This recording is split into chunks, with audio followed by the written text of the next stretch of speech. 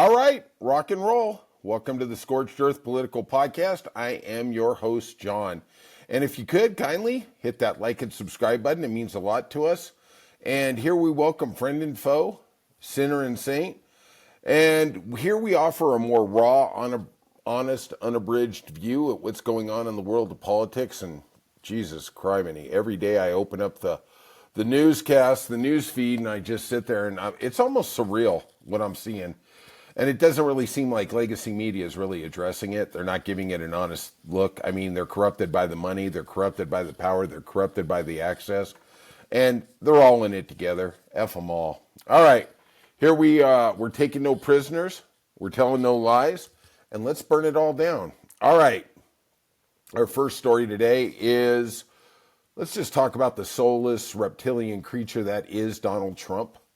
And you know, initially when former President Biden disclosed his dire health diagnosis, stage 4 cancer, 9 on a Gleason scale, there was a lot of empathy out there. There was a lot of sympathy. And even President Trump, remarkably, was kind of kind in his comments, hoping for a speedy recovery. His son, who is obviously the offspring of a soulless human being who has even less of a soul, if that's humanly possible, remarked that Biden's wife, Dr. Jill Biden, should have known about this. Well, of course, she's a doctorate in education, not medicine, and it's not like she runs him through an MRI every morning after he has cereal, right? So Donald Trump reverted back to form yesterday. You know, it just, when I think of this gentleman, I think of the line from Gladiator where Russell Crowe looks at Joaquin Phoenix, who is the emperor of Rome, and says the time for honoring yourself is coming to an end. And Trump thinks he is absolutely invincible, untouchable. The Supreme Court sure helps him with that, right? And there is no consequences, and compassion and empathy are weakness. And to me, that is what has defined the United States. That is why we are so great, why we are such a wonderful shining light for the world to see, is because we do care. We have programs like USAID that save millions and millions of people every year because we give vaccines, we give food, we give medical care to people in indigent countries who are dealing with starvation, weather anomalies, just different things, right? And that is what makes the United States that shining beacon, is things like that. Of course, we've got to cut that first, you know, because that $3 billion that gave us so much cred and street cred, let's call it street cred in the world, is gone now. You know, we went through all these cuts, you know, we went through, and this is, you know, hey, we're just going to go off on the rails here, right? You know, we went through all these Doge cuts. Elon Musk saw his company cratering, so he went back into the private sector. They saved $60 billion. I'm not going to say that's nothing, but that's goddamn nothing. It's less than 1% of the federal budget. And he never went into the military. He never went into the defense budget. Ooh. And now they're talking about this bill that we're going to get to in a second is going to get this is going to offer a substantial defense increase. Yeah. Seems like the corruption's is all finished there at Defense Department, right? Well, let's get back to Donald Trump.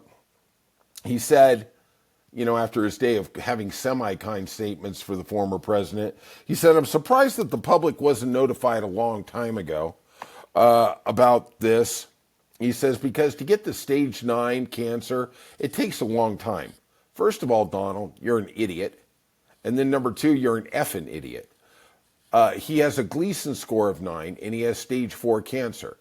Now, they're saying it's hormonal. I don't know enough about it medically. They say that it is treatable. The gentleman is 81, right?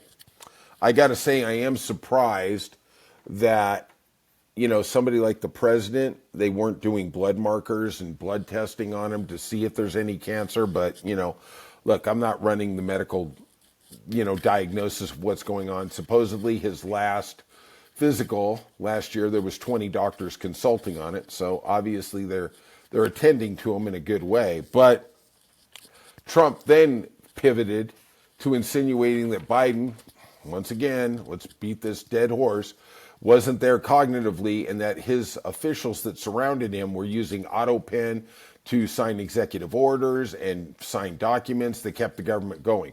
I'm going to tell you something right now. I don't care. I don't care. I don't give a rat's ass if Biden was cognitively impaired, okay? He surrounded himself with the best of the best.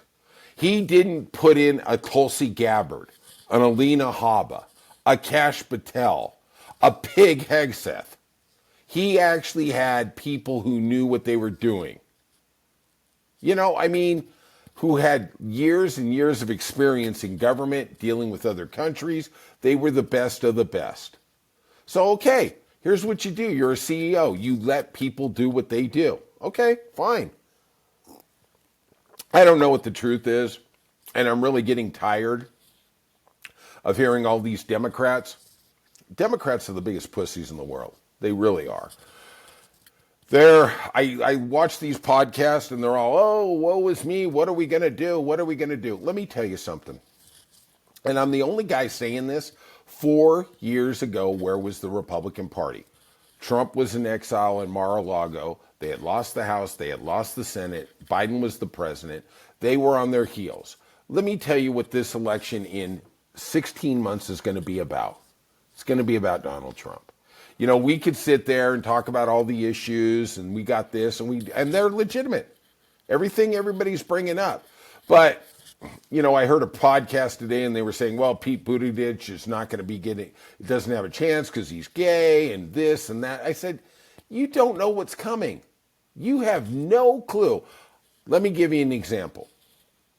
Would you have thought, as a rational human being, after 9/11, that we were going to, within 7 years, have a president like Barack Obama, a black man in America?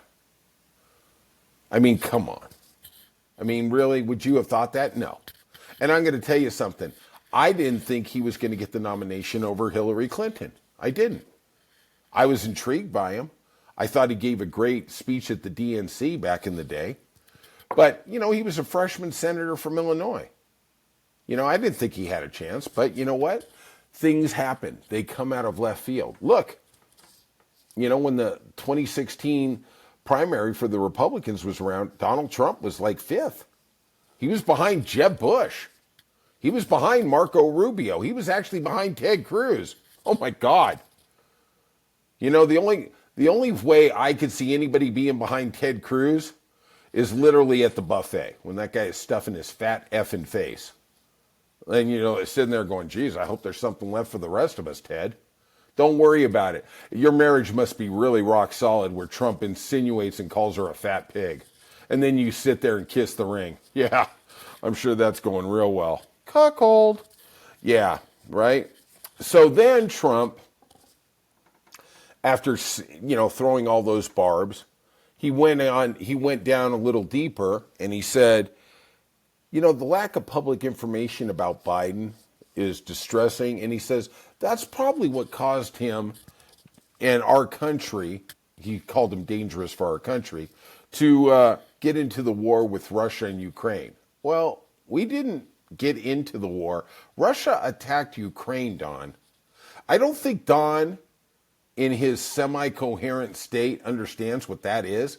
Russia attacked an ally of ours, an ally who stood by our side in Iraq and Afghanistan, who has committed troops and people to our cause. We said come, they said okay. What time are we going to be there? Now, of course, when they need our help, Donald Trump's like, yeah, F you. Move on. We don't got time for you. You know, we're worried about the money. Yeah, we sure are. We sure are. Let's get into that in the big bill that's going on. And man, I got some real problems here.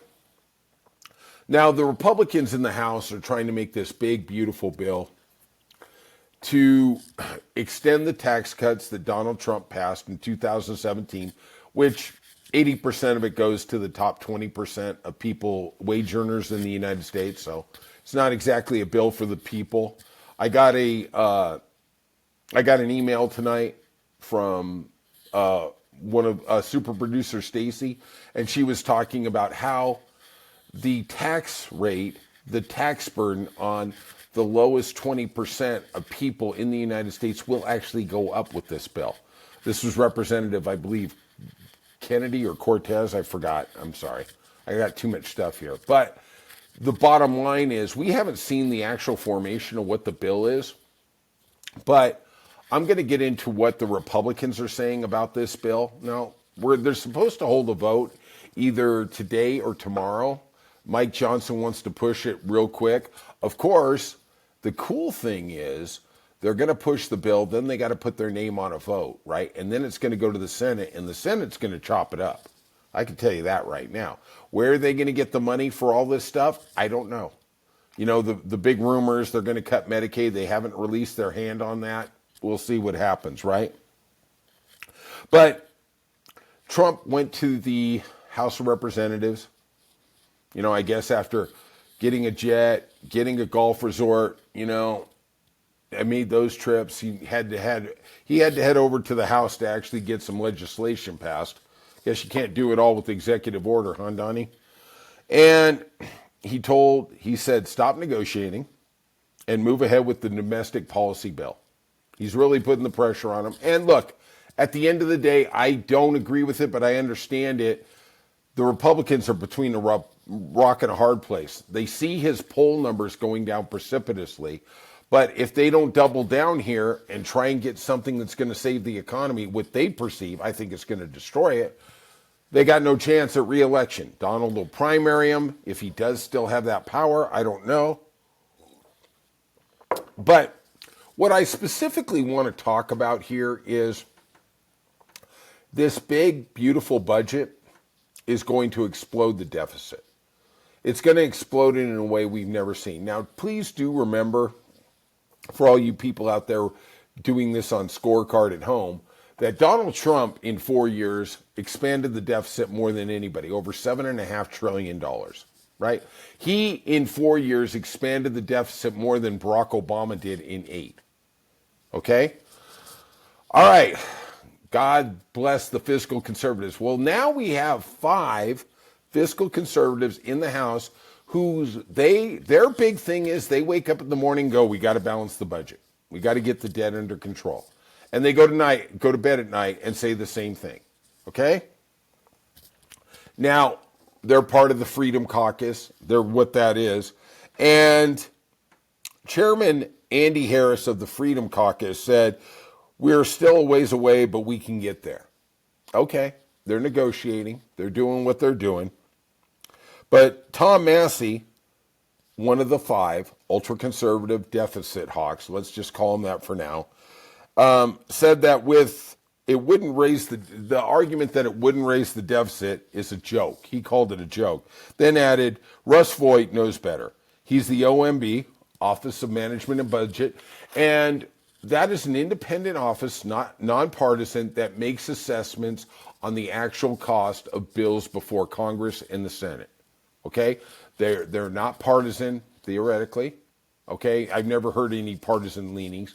If the Democrats put together a bill, this office says independently how much it's going to cost the government, what's the actual cost. So we don't get the bullshit that politicians say, oh, it's going to be cost neutral, when actually it costs $2 trillion, right?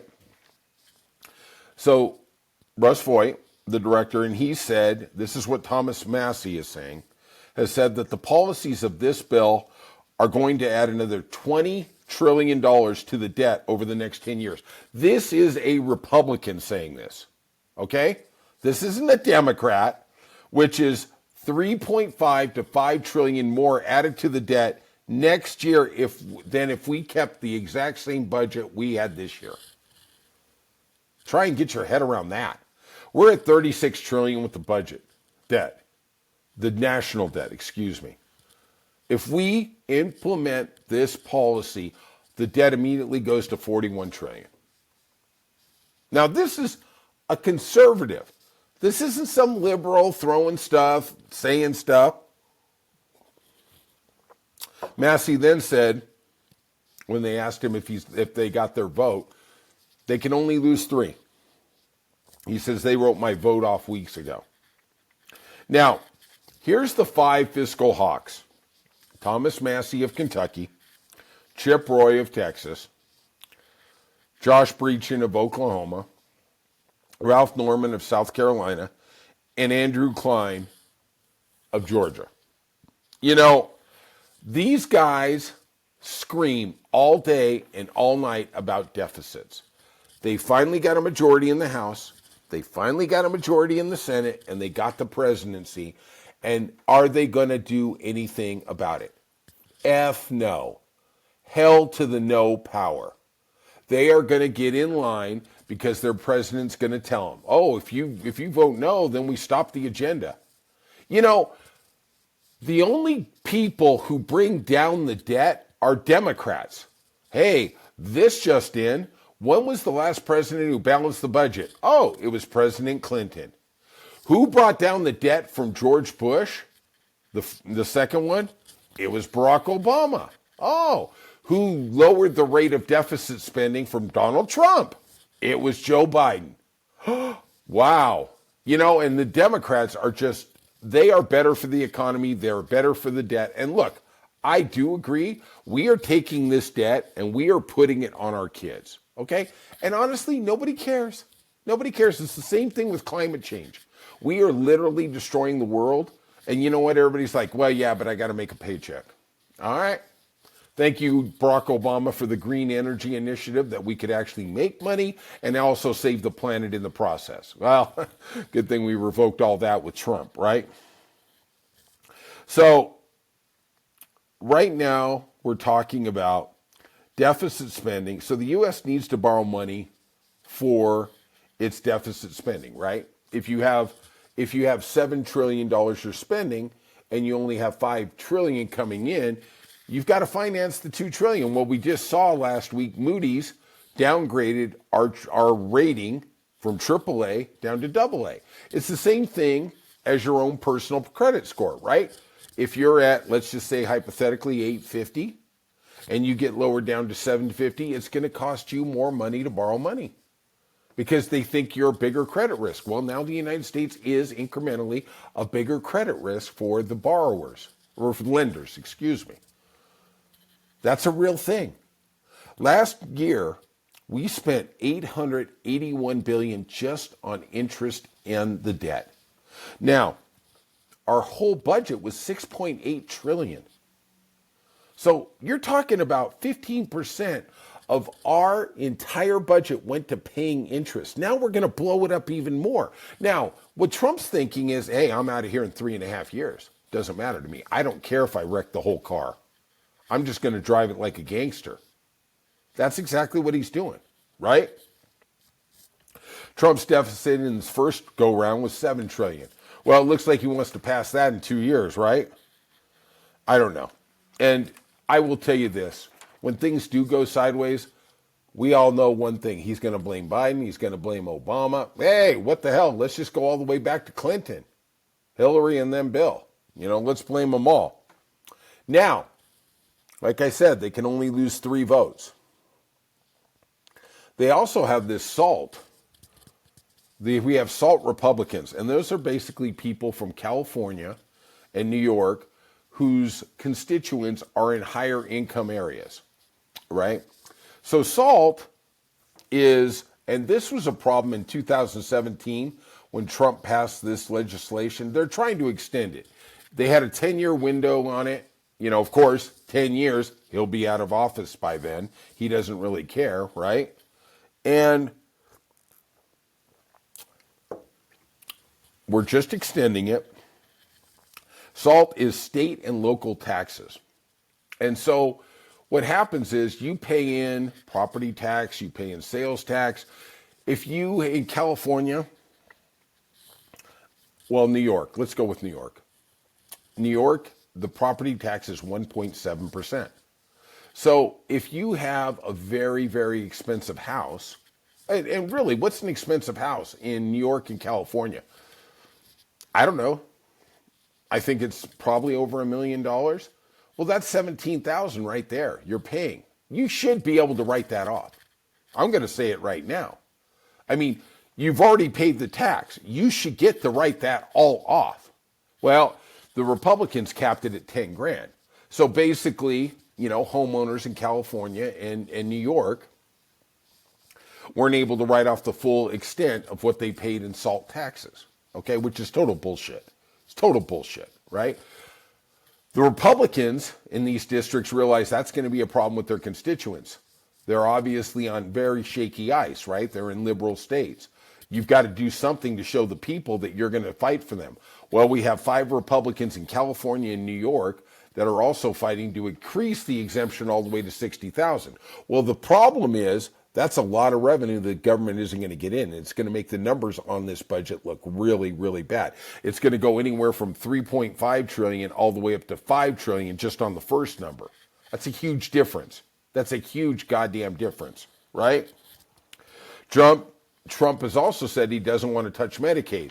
So they're also looking at cutting $800 million in Medicaid, but Trump realizes that's going to be a political disaster come next year when the elections are going, right?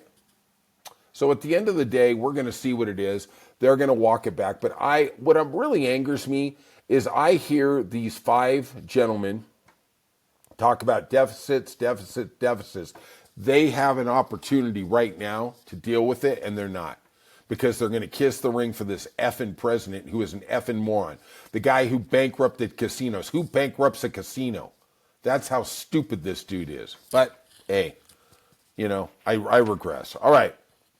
Let's talk about the Department of Homeland Security. Kristi Noem's little cosplay place.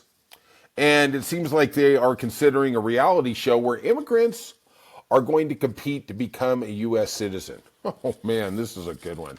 Right? It's like The Running Man, the Stephen King show, the Stephen King novel, short story. Back in the day, Arnold Schwarzenegger did the movie, and everybody's trying to compete to live. They're killing each other, and the final guy gets all kinds of money on the TV show, right? Well, now we're going to play the immigrant, and they're going to show him in a boat coming to New York, Statue of Liberty in the background. They're going to get on a train and do all kinds of crazy stuff going across America, right? We're going to show them about the cultural experience. Well, maybe they're going to be racist. Maybe they're going to be homophobic. Maybe they're going to spit on some fellow immigrants. Who knows, right? Who aren't on the show. Sounds like a MAGA rally to me, right? Hey, don't worry. It's Trump approved. Boom. There we go.